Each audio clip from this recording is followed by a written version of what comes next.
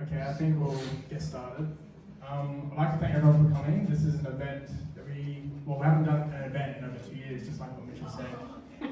And I thought, with the state of the market at the moment, I thought it would be timely to, oh, another person, hello. We just started.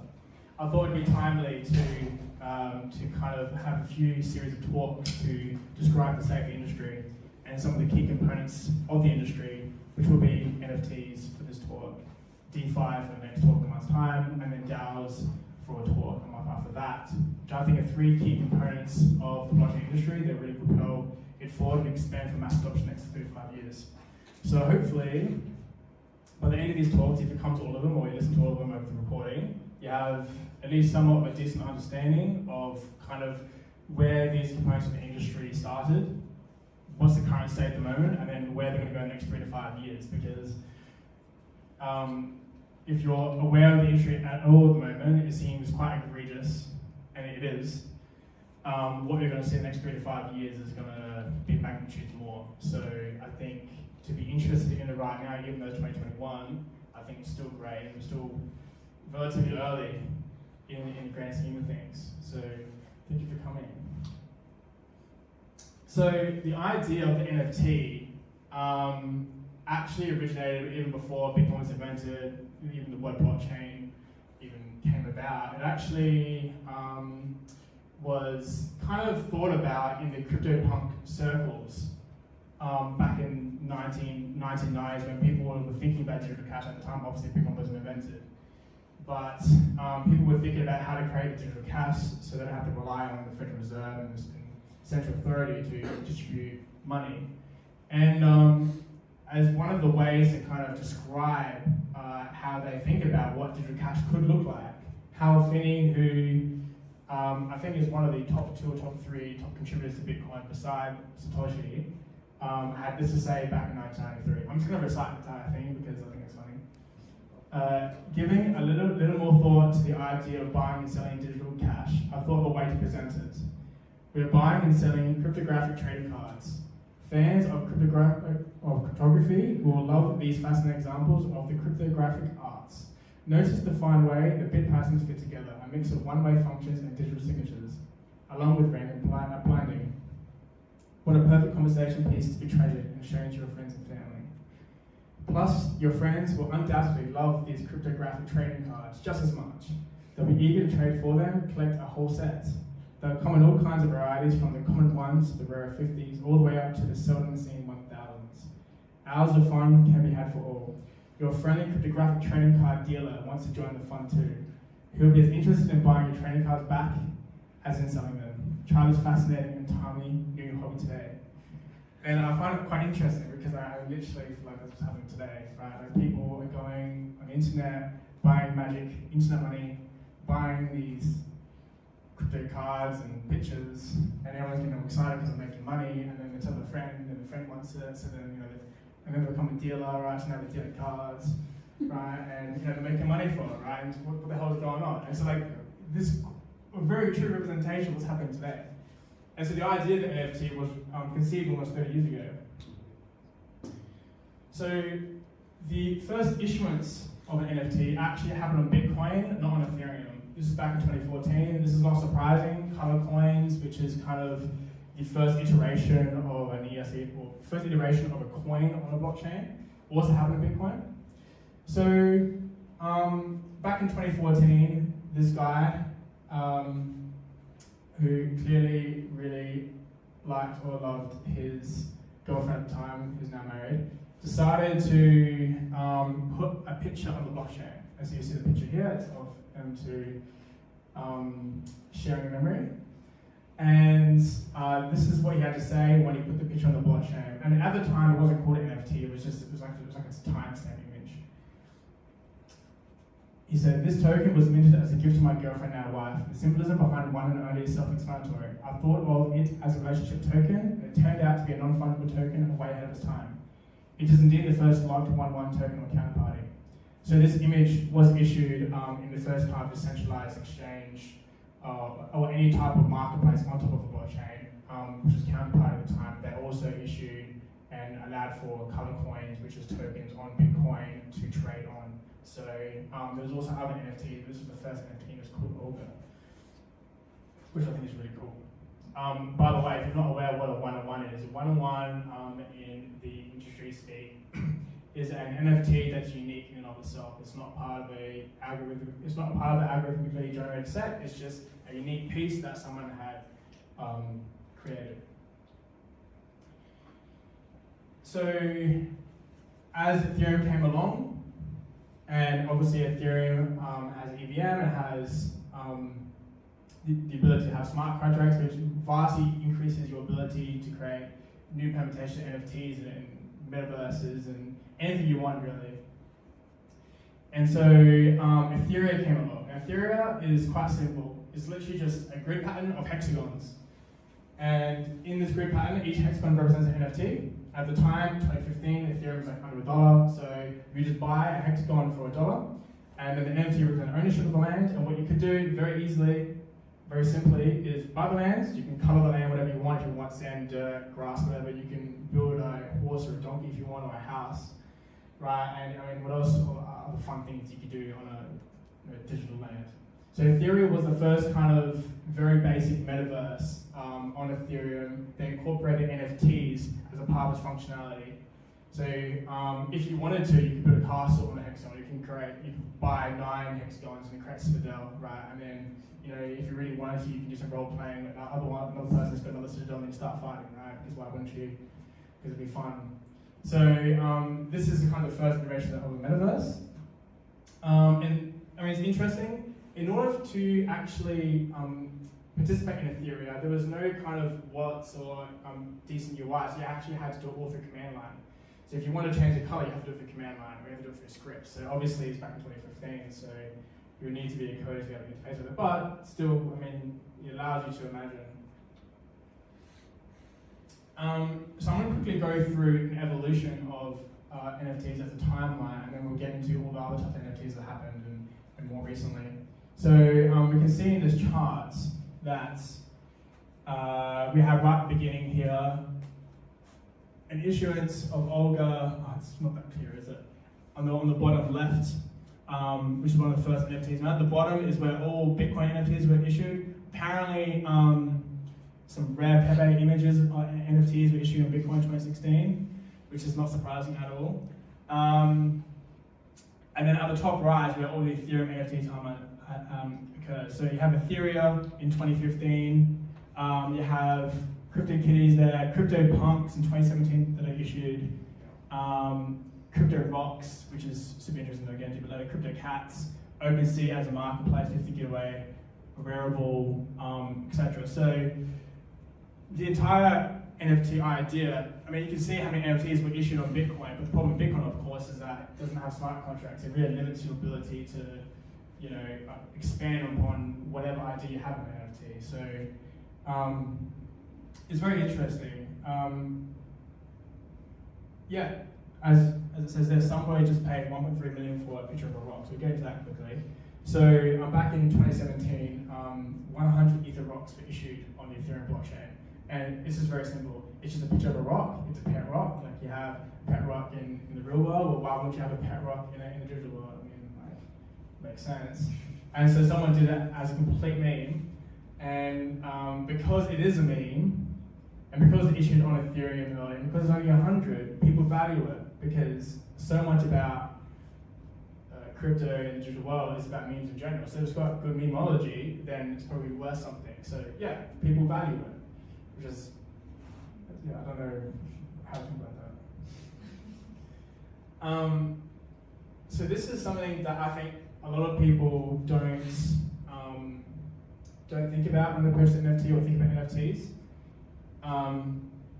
You know, there's this meme where, you know, why would you buy an NFT when I can just copy and paste it, right? And that completely misses the point of ownership of digital art, because it's not just about, you know, having that piece of art. It's about the fact that you own the art. People can verify that you own the art, and you get all that social identity, social recognition that you're wealthy, that you have it, and you have other people that might have that piece of art, that you get inclusion into a group. So it's not just about copying an image. But what people don't understand is if when you buy an NFT, there's data attributed to the NFT. And you have to question where that data is. And in some cases, like the CryptoKitties, all the data attributed to the CryptoKitty image and all the attributes, such as the have genetic attributes, all the rare elements, if it's different colors or gender or whatever, all those attributes were stored on a centralized server by Axiom Zen. So whenever you bought the NFT, that data is on a centralized server. And if that centralized server went down, then actually you don't really have that much, you don't actually own any of the data anymore. So the entire NFT falls apart. And that's a really big issue. So the reason why people might want to use a centralized server or even use a kind of somewhat decentralized server protocol like IPFS is when you build an image on the chain, you don't have storage on the chain is very expensive. So if you've got an image that's got a very high that needs a lot of storage, in order to put on chain, it's going to cost you $1,000 to store. So what people have made a compromise with is use IPFS, which is kind of like torrents, but for storage. And so this kind of creates a decentralized solution to this, such that if the company goes away, you can use a decentralized protocol to still have the NFT there. But the problem is that it still has problems. Ideally, what you'd want is have the image on chain, such that the image is there for as long as the chain exists. So no matter what happens, if the chain's there for 100 years, you own the NFT as long as the chain exists. And that's really important to talk about because otherwise, if you buy an NFT and it's worth $1 million and you buy it, but it's on a centralized server and you're expecting returns in 5 years' time, but then that company goes down, but then you've lost $1 million in capital, right? You can really got to think about this stuff. So there's some examples of NFT collections on different servers. So you have, once again, CryptoKitties as a centralized server, on a centralized server. Then you have Hashmarsh and Bored Ape Yacht Club, which is a collection of NFTs that have a fair amount of bytes behind them, so there's one IPFS. And then you have collections like CryptoPunks and Cryptos, etc., which when you actually look at them, which I'll show you examples later, the image quality is pixelated, like 8 pixels, because that image does not require that much storage so you can put on chain. So it's very important that people understand this when they think about NFTs. So if you've been in the NFT space at all, you would absolutely know about CryptoPunks. It's very simple. Back in 2017, someone in the NFT space thought, well, why don't we create a 10,000 collection of pixel art people, and every single piece is unique. It's algorithmically generated. You could identify with a particular piece and get an airdrop for free at the time. You have to just mint it. And it's just a cool experiment. What's really interesting about CryptoPunks in particular, which I think is the reason why they've really blown up, is because so not only was it 4 years ago, but the CryptoPunk represents not just the fact that it's an image and you might personally identify with the image, but it also represents the community that you must have been a part of when you obtained that CryptoPunk. So we're talking about the people that were there at the time that you were there. We're talking about the state of Ethereum at the time. We're talking about the energy of the industry at the time. We're talking about all the social capital that you must have had at the time. All these things are super important and actually represented as ownership of CryptoPunk. So when you own a CryptoPunk and you're certified ownership in 2017, everyone knows straight away you're an OG. Like you were there 4 years ago. So that has so much social capital weight. It allows you to enter doors straight away, right? It allows you to have a conversation that someone otherwise wouldn't listen to you about. So that's what is super important to understand about NFTs. It's not at all about the art. Art's cool, but it's about representing what it meant to own art that time, where you're at. It is absolutely the reality that entire people's careers are built on the fact that they got airdropped a CryptoPunk in their wallet. Like, for sure. Like, their entire career. Like, some people, their career started on that. and that started 6 months ago, and now they're in all the inner circles, now they're on all the deals, all the inner deals. Now they're an influencer on Twitter, right? Now they're rich as well, because the floor price at the moment, I think, is like 100 ETH, which is like 330k US. So you're also rich, right?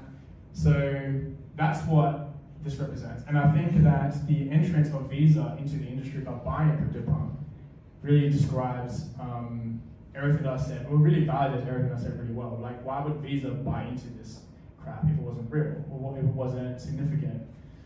So, in essence, Visa also decided to be part of this history because they think that this is going to be a big part of the world in the future. By the way, PFP means proof of profile, which is profile pic. So the idea is that these are all like profile pic images you put Twitter as a part of your identity. So with the success of CryptoPunks, people decide, oh, well, I could just do my own. So you have other kind of 10K collections like this. You have the ape, which is a bored ape. This bored ape's got gold grills and a hat and glasses, and he's clearly chilling. You have a pudgy penguin, crypto toes, and there's many others. And depending on who created the arts and the timing of the market that the art entered, they blew up, just like the CryptoPunks did. Right now, I think that the second most traded collection is Bored Ape Yacht Club, which is Bored Apes, and then Pudgy Penguins. And Crypto Toast only released a few months ago, but they are also, worth, I think the floor price is like 15 ETH at the moment now, which is, 45k. So even a few months ago, an artist, a correct artist at the right time in the market, could have created a collection and printed money that helped other people print money if they bought it early. It's really interesting. I mean, to me, it's quite obvious that, if you're being in the industry at all, you would have seen hundreds or even thousands of 10K collections pop up. They've been popping up everywhere. It's very reminiscent of the ICOs in 2017, if you were there back then. It's just everywhere, and there are scams, and the people just trying to just create random collections of art that are absolute trash, and people still buying them because they think that their collection is worth something. You even have Snoop Dogg buying an ape, which I find very interesting. There's many other kind of influential people outside of the industry like buying into it. So I don't know if that means it's significant or if that means that the industry is incredibly egregious and everything's going to shit the bed in 6 months' time. I don't know. But yeah, obviously he finds it funny and interesting. So there are other type of NFTs. So rather than have a profile pic, these are more algorithmically generated. So these type of artwork is more aesthetically pleasing, that people think, that actually want to hang up on the wall, or maybe hang a TV on the wall and then put the image on the TV. So there are collections like art blocks, which is the big kind of, I don't know how to explain that piece of art. This nice looking piece of art, and the squiggly line and a few others. Art blocks is the kind of entity behind curating all this art. So on OpenSea, they work with artists, and then they go through the artist's work, and then they kind of curate whether or not they think the art is worthy of their filter. And so what happens is, if that is the case, because art blocks has a really fine line of what they think what art is good, buyers take that seriously, and so whatever kind of artwork comes out as a curation of art blocks, buyers tend to buy it real quickly. So you have the squiggly line there. It sounds so ridiculous, but art blocks curated a collection of squiggly lines, and each squiggly line looks similar to what you see there. But one squiggly line could have like a different spectrum of rainbow, or the squiggly line might have different types of squiggles. But it's literally like hundreds or thousands, like thousands of just squiggly lines, and they're worth so much now. And I don't know why, but people obviously like a squiggly line. It's sick, right? Why not? I would love to have a squiggly line on the wall, right? And so that Fidenza, this is mind-blowing, that Fidenza, Fidenza was another art collection, and that Fidenza particularly went for 1,000 ETH, right? So it's like I don't know what it was at the time, like 3.5 million. It's right there, 343. Oh, it's right there. Thank you. So basically, all these collections and art pieces are algorithmically constructed. So the artist comes along, builds a kind of base elements of a piece of art, and then the algorithm or script comes along and then uses those kind of base elements to produce the art. So it's pretty cool because when you actually go to mint the NFT, if you're minting it, you actually don't know what art you're going to get until you press the mint. So when you press the mint, whatever randomness is within that contract actually determines what the art piece is. So your timing of when you press the mint actually determines art, which is pretty cool. So Art Blocks Curated as an entity has done, as of today, almost 220,000 ETH worth of volume, which is like $750 million worth of volume since it's been on OpenSea, which is like, I don't know, 8-9 months or whatever it is. So, I mean, it's fascinating. So this is just another example of the euphoria of the NFT market. So Christie's is a fine art auction house that was founded in 1766, and they have huge international auction sale hubs in Hong Kong, London, Shanghai, Paris, you name it, and they deal with fine art pieces from like physical fine art pieces. And so you would think, they've been around since 1766, they're probably not that innovative, they're ready to make so much money selling original art, but they decided to kind of be at the forefront of innovation. And so they curated art from Beeple. So Beeple is an artist that has been creating art every day for 5,000 days. So it's like, 14, 15 years. And before issuing digital art, he had never sold an art piece over $100.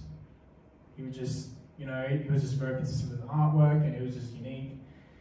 And he slowly started to produce NFTs, and I think his first NFT that he sold was $66,666.66. I don't know why he's infatuated with the number 6, but and he released a few more NFTs. And then the kind of aha moment of this particular situation was when I don't know what you call this, a collage of all 5,000 pieces of his art over the last 5,000 days was brought together and encapsulated to this image. This is the image of all of his art, 5,000 days worth of art. And this image,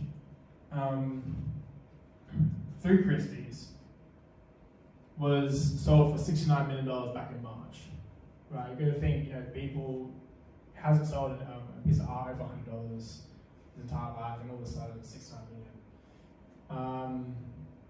And he decided, as soon as he got $69 million, it was an ETH, he sold the ETH straight away, which if you actually look at the timing of the market, it actually made sense, but I mean, it was clearly not crypto native.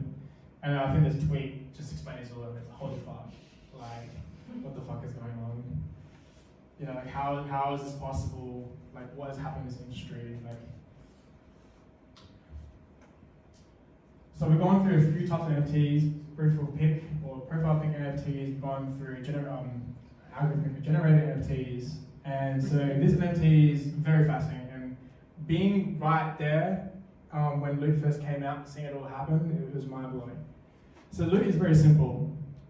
It is a black background with white text.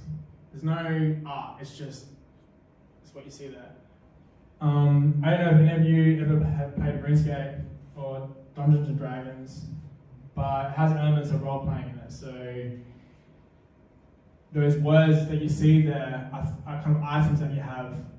And so if you're playing Dungeons and Dragons, for example, you have these items, and you're supposed to role-play with those items that you're supposed to have in order to be a part of the story with the people you're playing with. It's kind of reminiscent also of RuneScape, where you have items that you can use as you kind of walk around and do whatever you want to do. And so it's very simple. There's rarity attributed to loots, just by, I think 8,888 loots were given out. And so there's attributed rarity to all the different items that are possible. So it could be that, I think it's the Divine Robe, I don't know how many divine robes are, but I think divine robe is the most rarest attribute, and not that many loots have that item. So there's some rarity attributed to loot items, and what's very important is that the inventor of loot was the founder of Vine. So the guy that invented loot, he has a track record of building great products from young, and so that gave the project great credibility. And also the timing of the market, when Loot released, NFT mania was absolutely crazy. This would have been almost 2 months ago. No, this would have been early September, so about a month ago. So Loot was released. It was a free mint. No one had to buy it an entry. They just had to press the mint button. And within 5 days, it went from a cost of 0 to enter to Loot floor was 18 ETH. So that's like 50k US. And so that's crazy, you know, no one knew about it, everyone had a free chance of minting, and then all of a sudden in 5 days time, you've even got one loot that was worth 60k US. And then, I think 2 days after that, an airdrop occurred, where they said every single person who holds loot got airdropped a token.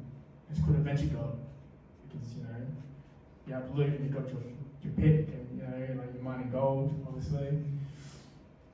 Because what's he going to do in a Metaverse? And so when that token launched and got airdropped, everyone who has loot who's already made 60k US now got airdropped a token, and then that token went up to 500 MCAP. And I believe that for one loot holder, the amount of tokens worth that you would have had if you had one loot was 100,000 K US. At the top of the chart. I mean, obviously, the venture gold went up a lot, but also went down. But basically, from a free mint, you could have possibly made 150k US just by being at the right moment. And it's fascinating because how does that happen? How does all this capital just come into something? And these are the opportunities that are happening in crypto. But I think it really represents, this would not have happened if some random person who's unknown created loot. The fact that the founder of Vine created loot gave it incredible credibility, which allowed for it to accelerate so quickly. Now, because of everything I've talked about, and because this is all kind of open source, people can create derivatives of loot. They can create another loot if they want to. So in fact, you have derivatives of this loot NFT collection. In fact, there's 92 derivatives of the loot collection. The second one was bullets. So there's this person who names himself Beanie, who is a very annoying NFT influencer. He's ridiculous. He decided, well, I'm gonna create loot, but I'm gonna call it based loot, right? Because he didn't give a shit, right? Like, you know, he's based. So he created loot, and it's literally exactly the same, but it's just green background with white writing, and then he's got writing that I'm not gonna post up here, like items that you probably would find in dark corners of the internet, right? Because it's, you know, it's internet native, and so yeah, it's ridiculous. But he created loot, and then it works. Capital rotated in, and if people got loot, no. If you owned an original loot, you also minted a free loot. So you got a free loot, right? And so then that became worth something, okay? Not as much as the original loot. And then also the Blue issued a token for themselves as well. So then you also got the Blue token, right? And that worth something, but that was a huge pump and dump. And then so you can imagine there's a loot collection for different quests that you could potentially go about in the loot metaverse, realms, adventures, different spells. So these are all different types of collections adding to the loot kind of brand almost. Loot treasures, loot land, loot resource, loot craft. And basically the entire loot metaverse has been kind of created around loot, because you have to remember the original loot is literally just text and some rare attributes. Like there's not, you can't do anything with it, it's just an image. So people have actually gone out of the way to actually create an entire metaverse around it, because basically a lot of money came in. But you can even get loot apparel if you're really that passionate. If you want to project your ownership of the loot, you can just get a cap and slap it on. So there's other ways that NFT is implemented in the blockchain industry. So you have gaming NFTs. So Gods Unchained is a card game issued on the blockchain. It's not dissimilar to Hearthstone, if you ever played that. They've been around for a few years now, and they've exploded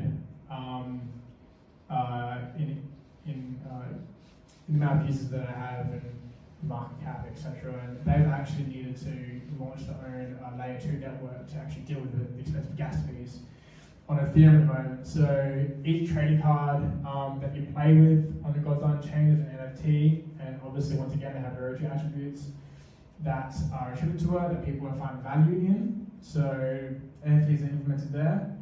We also have VV, I don't know if that's how you pronounce it, but they are a digital card collection platform that issue, well, they say they issue NFTs for tokenized original Marvel comic collectibles. They say the NFT is not actually NFTs, it's just a centralized server, so they can't buy in there, but I mean, it's NFT, it's the bull market, so they say they want.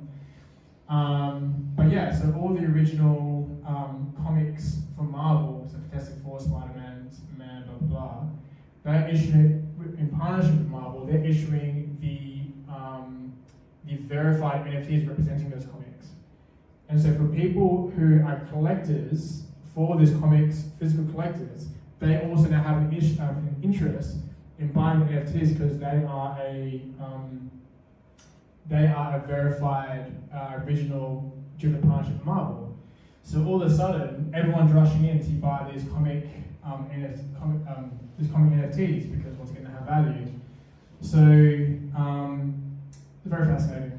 You have also other gaming companies like Aminoka, which they build a lot of small blockchain games you can play on your phone that also have NFTs built into them, and they have collectible card offerings and stuff like that. This is a very interesting example for NFTs NFTs integrated into gaming. So Axie Infinity was founded in March 2018 by Vietnamese studio Sky Mavis. It's a play-to-earn model. So in order to actually enter and start playing Axie Infinity, there's two main ways. There's one way, which is you have to collect, or you have to buy into by collecting 3 Axies, which are these kind of cat thingies that are flying. In order to buy 3, you need to pay $750 US, which usually is way too much money for an ordinary person. So what you can also do is actually start playing for free by lending out, by kind of renting an Axie from another player who's already got Axies. So you can technically start for free and then earn money in the game to get your Axies and eventually build up kind of your stash, so to speak. You can make money by completing quests, competing against other Axies in battles to earn the in-game token called the Smooth Love Potion. You can breed your Axies, so for rare attributes, and if you breed an Axie that has a rare attribute, you can sell that on the marketplace. So basically the idea is that you can essentially trade your time in the game for money. And so what we've seen is a huge explosion of people in the Philippines and Vietnam and Southeast Asia play Axie Infinity, and people are actually feeding their families now by playing Axie Infinity. It's like a full-time job when they've got the cousins playing, and they create a business out of it where your kids now, and like they would have made a ton of money because Axie Infinity has exploded in value. Like it's literally 50x in value in the last 2 months. So these kids not only feeding their family now, like they're building houses and castles and stuff. Like, yeah, for sure. So some stats on Axie Infinity. So some of the top Axies with the most rarest of attributes have sold for 200, 300 ETH. So that's like 500k US. There's 1.5 million users. Like I said, most of them are from Southeast Asia. Very recent, I think it was 2 days ago, they did a Series B funding round. Some huge names like Excel, A16Z, Paradigm were in that round. And even though in the last month revenue has dropped like 150 million, last month alone they still did a $200 million revenue last month. And so you can see the explosion in revenue is clearly exponential. If you, even in June, it was something like 10 mil, and then in August it was 370 mil. So you can clearly tell like we had an exponential growth and a network effect that has occurred in all these small communities. I mean, I think the fundamental story about Axie Infinity is that it allows people to play this game, trade their time over the internet. There's no restriction on where you have to be or how skilled you are. That's just a freaking game, right? You can be a kid playing it, and you can earn money. Like you can earn life-changing money, right? That's what's incredible about it. And so, arguably, hundreds of thousands of people, or maybe not, maybe tens of thousands of people have been lifted out of poverty because of this blockchain nature game, which really fits into the ethos of the entire industry. So I think that's the reason why this is an incredible case study. 10-year-olds. Imagine all the 10-year-olds that... What would you do with all that money? Don't know. Buying more NFT? Yeah, exactly right. You get another Axie, obviously. Like, you gotta be, you know, you have an enterprise, you know? Yeah, so there's another type of NFT that's super interesting. It's called the POP. It's called the Proof of Attendance Protocol. And these type of NFTs are issued when an event occurs. So this protocol is built on XDAI, which is a sidechain of Ethereum. It was founded in 2019. And the entire idea is that when you go to an event, when you go to a normal event, you have to get a ticket. It might be through Eventbrite or whatever. And you get the ticket, and then it does its job, and then it's like, you can't lose it. I mean, it's a private account, but you haven't paid attention to it anymore. The idea is that instead of issuing a ticket, why not create an NFT around it, and then have some art attributed to that ticket as well. And then so every single event that you go to is now recorded in your Web3 wallet. So you have a history of events that you've gone to. So it's like a fun experiment, but I feel like they have very serious implications that I think people need to think about. So imagine that you attended a rare event. So maybe you went to a concert, to the last concert before a famous singer died or a famous entertainer died, or you went to a particular exclusive event, an election, or you went to a particular brand opening or whatever, and there was a ticket or POP issued for that event. I could use an example. So imagine, so the Think Different campaign by Steve Jobs through Apple was the campaign that really was the pivot for Apple to go from a company going bankruptcy to the company that's coming, to the company where it is today, $2 trillion company. And there was a lecture that was run to commence that Think Different campaign. That really encapsulated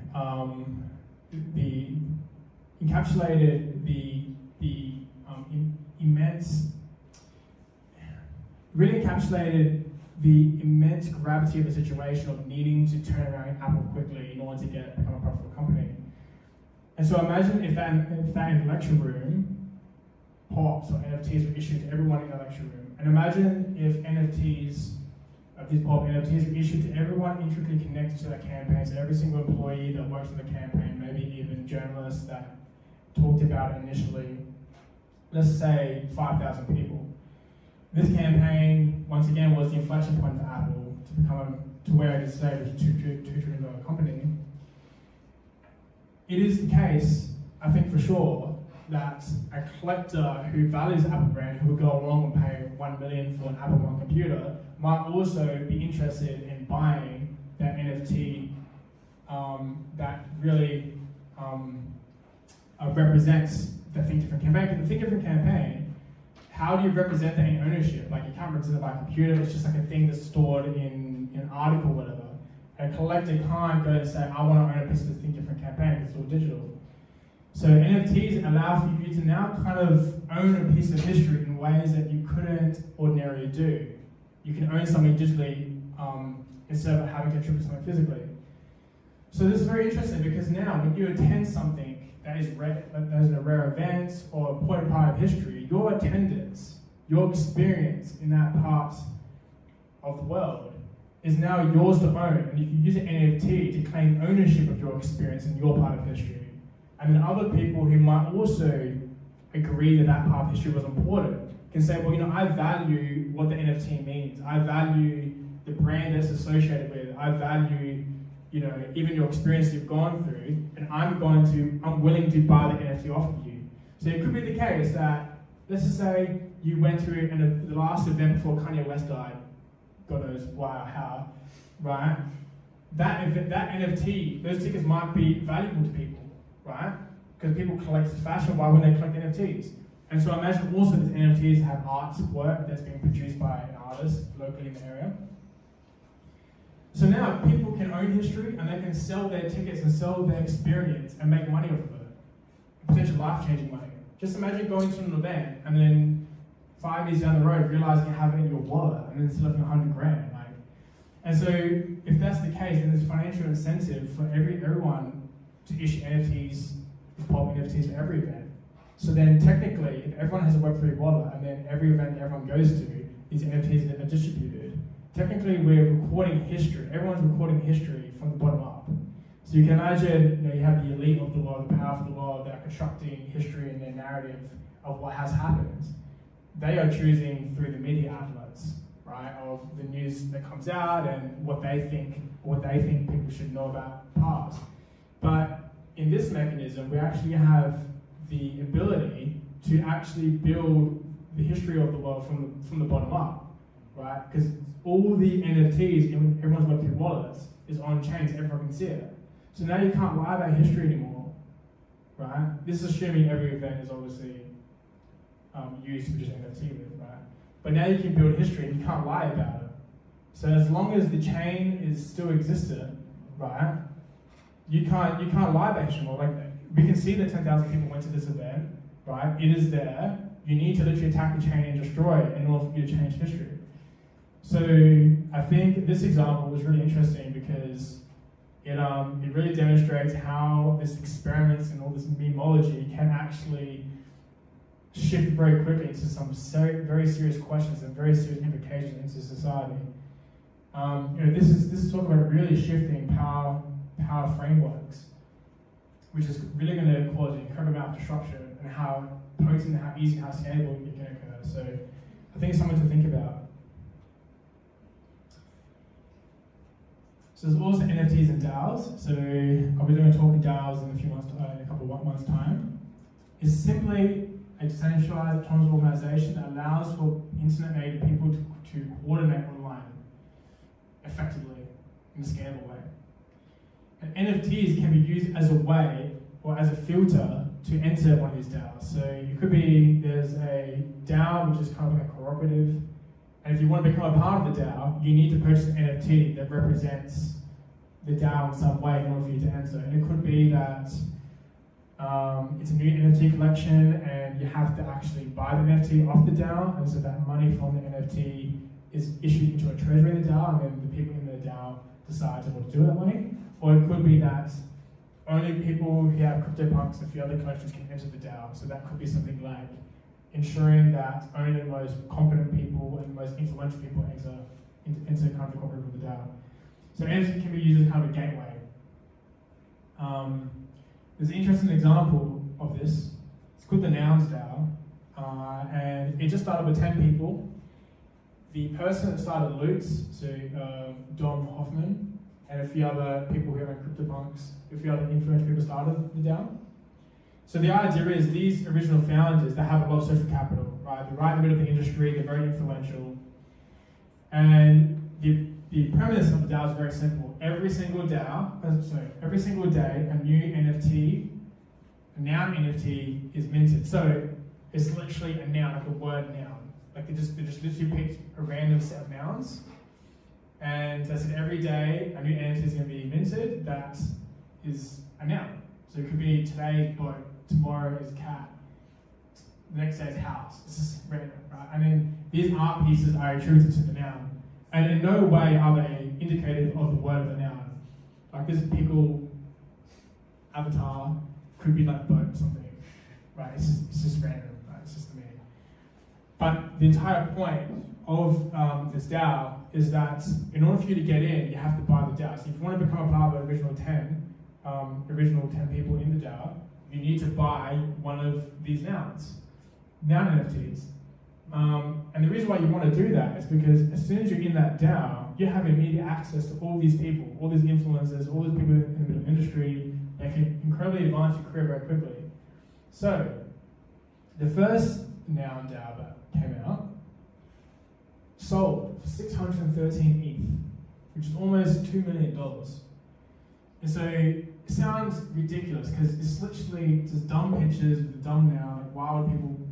But that person who paid for that Nouns DAO, that Nouns NFT, they said, I value the social connections to those original founders at $2 million. So you can imagine if you're someone who's made a lot of money but doesn't have that much social connection into the Ethereum community, all of a sudden you can literally buy yourself into the community via this DAO. And that is the reason why someone paid 613 ETH. And so I think as of today, 64 Noun NFTs have been distributed, which then means that 64 unique people outside of the original 10 have entered that DAO. And so those people now have those connections, and they can advance their career in ways in months that they couldn't do maybe 3-4 years. So that's kind of the way to put a price on social capital. As of right now, I'm pretty sure the Noun DAO has over $20 million in the treasury, and I'm very certain that one of their goals is to distribute it out to charity. So, because a lot of people have so much money, $20 million is nothing to them. So I kind of outlined this before, but owning some of these NFTs, especially the really expensive ones, isn't just the fact that you own a piece of art. It's not just that. It's a representation of the other people that own that piece of art. It's a representation of the community at the time. It's a representation of the industry, state at the time. It's representing of all these things. And it allows you to be a part of a group that's exclusive. And so when you walk about, maybe you're proud of the fact that you're in this group. And so then maybe you want to project out the fact that you're in this group. And so you can see someone here, they've got an Apple Watch, they've got a bit of a framing around the Apple Watch, and they've got a Fidenza artwork. Supposedly that person owns it. And this person clearly is proud of the fact that they own it, and they want other people to know that they own it, right? They're projecting. Because fundamentally, people seek for social validation, people want to be in the in-group, people want to project their exclusivity, they want to project their importance. So this is why NFTs are super interesting. And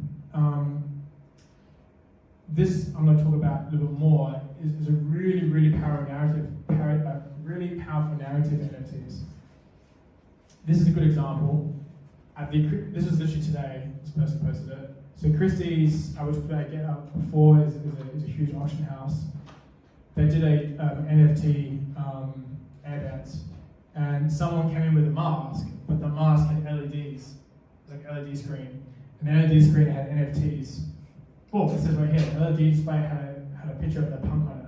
So that person owns the punk and wants to project out the fact that they own the punk, and everyone knows what the punk is. So since the person walks around, everyone's like, that's sick. Like, you own a punk, like you're clearly an OG, clearly, all of a sudden, like, a conversation created around it. So it's a very powerful mechanism to create conversation, and something as simple as that could create like a deal, like a business deal, like within 5 minutes, just because you projected that out. So it has distinct monetary value, possibly. So we talked a little bit how with DAOs that we haven't really got into much, you have these communities, people forming communities online and working together and providing value in an efficient manner, hopefully. And let's just say that you have contributors to these communities and they're proud of their particular work. And because it's digitally native, how do you represent that in real life? So you can go to the next step and say, well, okay, maybe instead of projecting artwork, what if I could project like fashion pieces? What if I could project, so this is a good example. These socks are called Unisocks, and they are attributed to Uniswap. And the entire idea of this is that if you walk around with these Unisocks, it means that when Uniswap issued these Uniswaps, you were right there, minting it, which means that you had close access to that community. So by having and wearing those socks, you're projecting the fact that you're a part of the core community in Uniswap, which has huge value because Uniswap has provided so much value to the Ethereum community. So that's like a fashion piece. So you can imagine then, and this is happening, it's starting to happen right now, what if AR, augmented reality, in 3-5 years' time popped up? And you had people, instead of doing physical fashion design, but doing digital fashion design. And let's just say you're a part of a community, and then some digital fashion designers decide to build digital fashion pieces. And then just imagine that that community had a particular jacket that was very specific and unique to that community. So you can imagine then now, in 3-5 years' time, everyone's got AR glasses, because of course everyone's going to buy Apple AR glasses. Everyone's bought AirPods, everyone's bought the latest iPhone, so they're going to buy these AR glasses. You put the AR glasses on, and you're part of this community, and now you own this blazer that's very unique to your community. When people see you in real life, your AR glasses will render that blazer on you. So you walk around physically, you're not wearing the blazer, but in AR, you'll be seeing it. So you can imagine that maybe your digital community has a meetup, you know, going to the city, have a meetup, have a few drinks. And instead of ordinary people, when you put the AR glasses on, everyone's wearing the same blazer. So straight away you realize these people have been working in the internet community, and if these people have been working on something huge that has had tremendous impact into the world, they are now projecting the fact that it was them. So now when you have the AR glasses on, you see those blazers and you go, whoa, like those people are very important people, and they're projecting out the fact that they've done important things for wearing the blazer. And it's all digital, right? So it's fashion, digital fashion, you know, will also, and these pieces will be represented as NFTs. So if there's people who own these NFTs will issue in their community wish to sell that, they could potentially sell it for $500,000 or whatever its value, because people might value the fact that the work that they did was important. So you kind of can see where this is going, right? And I mentioned this a bit later, but Metaverse is a kind of attributed to like virtual worlds, but having the digital world overlain into the physical world is also a form of the Metaverse, right? So that's how NFTs are really infiltrating our world.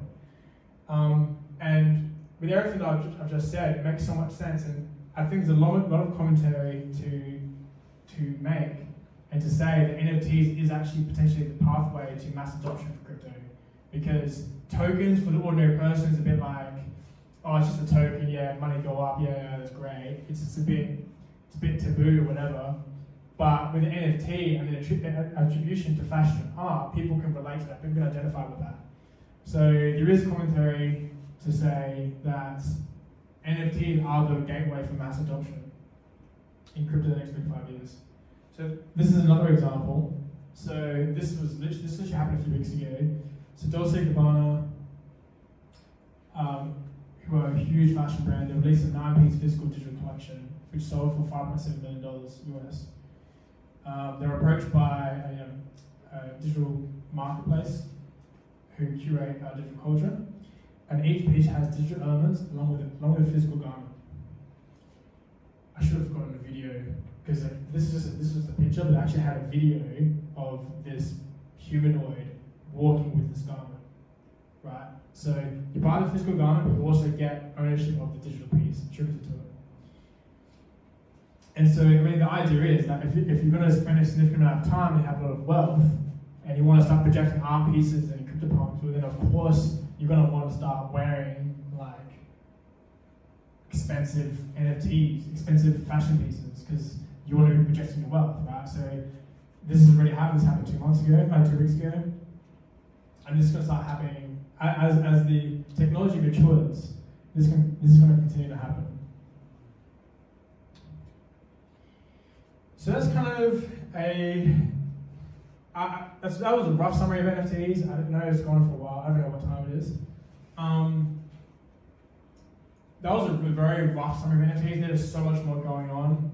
I mean, I could go on for hours, but we haven't got that much time, and frankly, I don't think anyone wants to spend 3 hours listening to it. So I'll finish the talk on NFTs for now. I want to get into Metaverse real quickly. So a Metaverse is kind of a bit of a loose term, but it loosely describes any particular virtual world where you can roam around freely and do whatever activity that you want to whatever degree the metaverse allows you to do.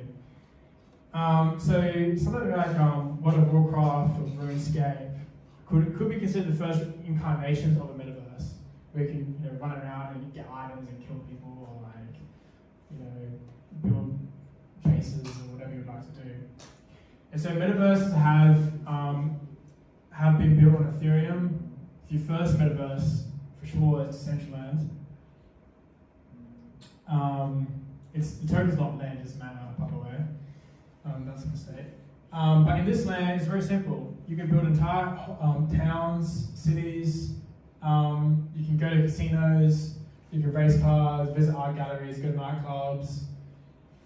You can have a job. You can be an architect, build lands, build buildings. You can invest in lands, like a real estate agent. Basically, the entire idea is whatever you can do in the real life, you can do in Decentraland. Right? You can go to a shop, you can buy some food, eat it digitally, enjoy it. And you have to use mana, not lands, in order to conduct all your business in this world. And you can either just play it by a computer, or you can use virtual reality goggles if you have it. There's another metaverse called CryptoVoxels, which is similar to Decentraland, but it's fundamentally built on blocks like Minecraft. So it's kind of like Minecraft, but in a metaverse on Ethereum. And so, as you would go on Minecraft and create worlds with blocks at a time, there are many hundreds of different types of blocks in CryptoVoxel metaverse. And so you can see in this example, someone's built a shop, and you can buy. I don't know if you can buy a Doge friend. Like, I don't know if that's an actual dog, or like an art. I don't know. Right, but you can see this person's just created a shop. They've actually created those art pieces, right, themselves using those blocks. And so someone can come along, CryptoVoxel land, and get the goggles, go, that's cool, and then they decide to buy that Doge for $5, or use $5 worth of the native token, which is the COR token, to buy items. And so you can buy lands, paraphernalia items, wearables, fashion items, buy things in stores, whatever you want. In this particular metaverse, a lot of events are held, a lot of virtual events. So especially when coronavirus has happened, in order for you to run an event, a lot of people can't run events in real life, so it's either you kind of run like a Zoom event, but because of Corona, a lot of people have decided, let's run a virtual event. So, and what's really interesting about events is events draws attention, and maybe one of the avatars is a virtual person. So then you have sponsorship for that digital event. So people think that 200 random virtual people are going to join that event, so now you have sponsorship for the event. And even in this world, there's like digital billboards where people are paying advertising, so that when people walk along that digital billboard, they look at the advertising in order to get awareness of whatever the advertisement is saying. So it's literally, quite literally, like trying to replicate the real world. And people are paying significant money for sponsorship for an event now. So they'll pay $5,000 to $10,000 to sponsor a virtual event, and you have these virtual cowboys walking around. So it's not a meme anymore. Like it's still a meme, but it's real life. This is just a description of the fact that, like I was saying before, the metaverse is not just virtual reality. It is going to be digital reality overlaying onto physical reality. And a lot of this is going to be powered by NFTs. You can imagine, like I said before, you have augmented reality rendering fashion on you. If you bought digital fashion, it could be augmented reality, popping up information when you're at a certain location in the world, digital billboards, advertisements, like I said. This is going to be absolutely everywhere. The biggest limiting constraint of this is the development of AI technology, and it's going to take 3 to 5 years for sure. The compute power and the bandwidth required to connect your glasses to your phone in order to render a piece of clothing or something on you in real time that actually looks like you're wearing it, it's going to take a lot of advancements in computation, but it's going to happen. So this is kind of like a last note, a bit short of talking Metaverse, but this is kind of one of the last kind of thoughts I want to leave on, or when you think about Metaverse, is that we've established that these Metaverses exist and people have been thinking about it for a while and they've implemented it and people are participating in these Metaverses. But the reality is that the Web2 incumbents like Facebook, Google,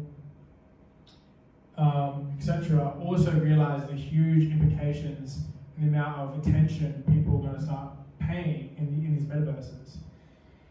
And these incumbents have billions of dollars. They've got the capital, they've got the engineers, they've got the interest, they have the ability to build the software, all required to build their own closed metaverses where they'll build a metaverse, all the users that they already have on their platform can participate in their metaverse and essentially carve out their piece of the pie of this new part of the industry. And this is a huge issue because what we don't want is allow Facebook to build another product that's going to farm all of our attention, all of our energy, to waste even more time so they can make even more money and we become slaves to their platform. We don't want that. We want people to be empowered with their time and energy, just like how people are playing Axie Infinity and potentially making tens of thousands or hundreds of thousands of dollars just by playing it with their time. We want that to happen to everyone in the metaverse. What we don't want is to have Facebook and Google build their own metaverses and we play for free because it's fun and we're addicted because they know how to screw with our psychology, and then they make billions or trillions off of us.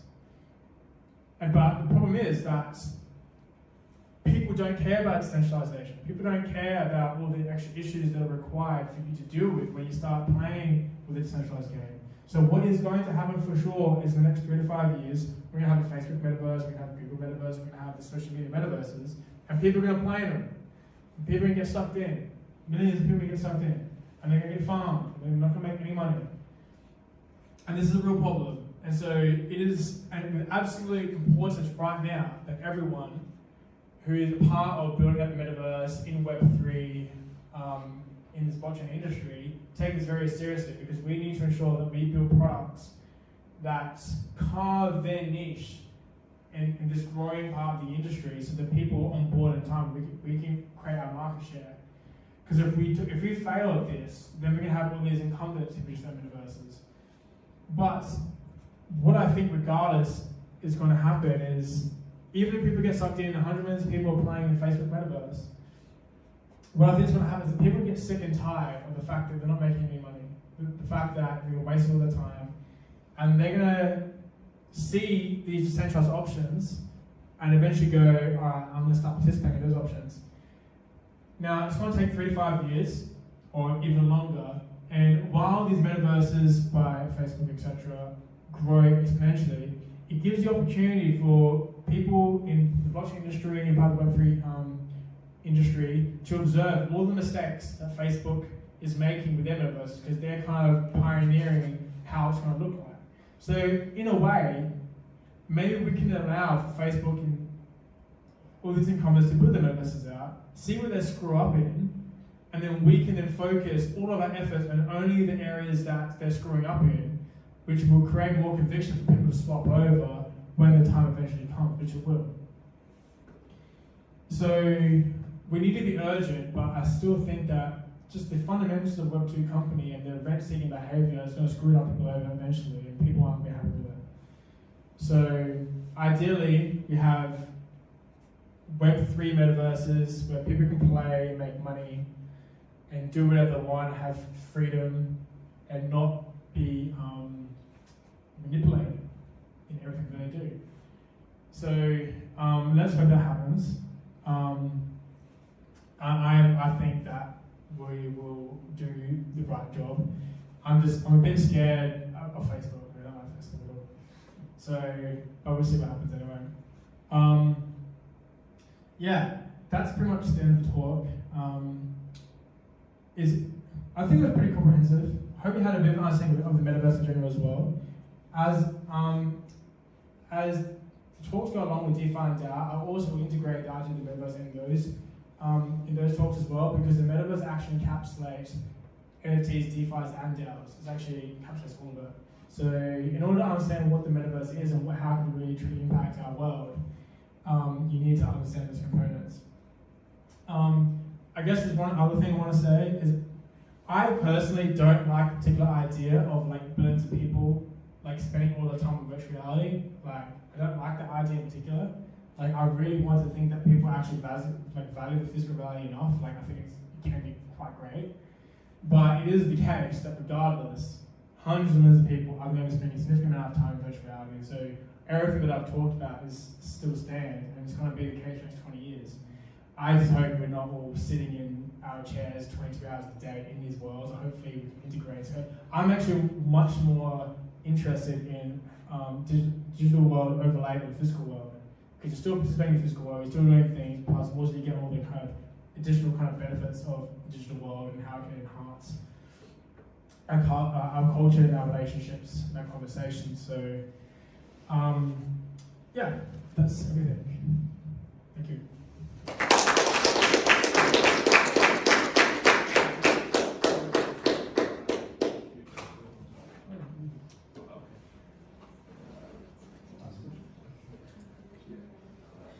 That was cool, Paul.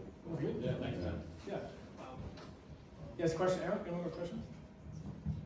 Yeah, do you know, you were speaking about the APFS and centralized place, and when you mean some NFT on OpenSea or Rarible or some stuff, Say again, sir? when you mean some, or you buy some stuff on OpenSea, Rarible, or this kind of website, Yeah. so the decentralized server until you put them on chain? Right, so it depends on the collection. So the OpenSea Marketplace facilitates secondary sales of a collection. But they have their own smart contracts to deal with the sales of that, but they don't dictate where the information, the metadata of, we should put the mic on. They don't actually dictate the storage of the NFT. The artists of the collection of the NFTs actually dictate where the metadata is stored for those NFTs. So OpenSea, Rarible, etc., those marketplaces don't have anything to do with it. So you need to dig in the contract to see where it is? Yeah, you need to dig in the contract to see where the actual data is, if it's on chain or IPFS or yeah. Oh, they can type in there. Is that it? Yes. How many NFTs do you own? Dozens. Dozens. Did you catch any of the rocket ships? No comment. I didn't catch Luke's. I was right there though. What number board ape have you got? I'm not saying anything. They have more loops. They made more loops. What was that? They made more loops. Yes. Yeah. When the loots came out, on the day that the loot came out, my friend minted one. And he's like, dude, like check out these loot. I was like, this is fucking dumb. What are you on about? Like, and like that's just my naivety and ignorance. Like when it's done, that's when you buy it. Obviously, like so it tends to be the case that those type of unique events don't happen like the same. Maybe another unique event like that happens again, but it looks always different. So you have to be like sharp. But honestly, just such a big regret. Like I'm just saying, it's like you deserve that. You know, like if you're gonna be ignorant or eat it. Like yeah, that was frustrating. A lot of the time, though, you can't really tell if it's actually going to be big. Yeah, exactly right. I honestly didn't want to pay the gas fees. I didn't want to pay $40 for the gas fees. Yeah. Like, That's outrageous. yeah, but it's just like $40, 150 grand. That's the best mistake. The gas fee is always a mistake. Like it's so Yeah. expensive, but after you lose 100K. Yeah, right. So Like 40K is not. yes, it's not a big deal at all. Like I mean, you have to just figure yourself, you know, and just like say, yeah, what's the next opportunity? Yeah. No, we have a like Solidity study group where we're like learning Ethereum. So if anyone wants to join that, you can come talk to us. Or we've got a Discord and a Facebook thing. Absolutely. Oh, we're looking for you. Yeah, I should have mentioned that. So we have a group of students who are working on few projects. Yeah. So if you're super keen on that, then just come to the front and meet a few of these guys who work on the projects, and we'll invite you to our socials and our Discord so we can start kind of getting the community going. I mean, a lot of you are probably quite new, but Adelaide blockchain was actually like a blockchain student run community group like 2 years ago. And like I said at the beginning of the talk, I thought with the state of injury at the moment, I thought it would be really good to get people's attention again about what's happening right now. And I think that even if one person came to talk and got really excited by what's happening and then made it their career, it's worthwhile. And that's kind of the mentality that I had 3 years ago, and now we have multiple startups coming out to the communities that we built, right? So you never know, maybe in 2-3 years time, some of you guys are building the future metaverse. You know, you never know. It's a possibility. So that's the reason why we do this stuff. So it's super great. Yeah. Okay, cool. CryptoPunk poses the thing. Possibly. I'll go find him if he's out there.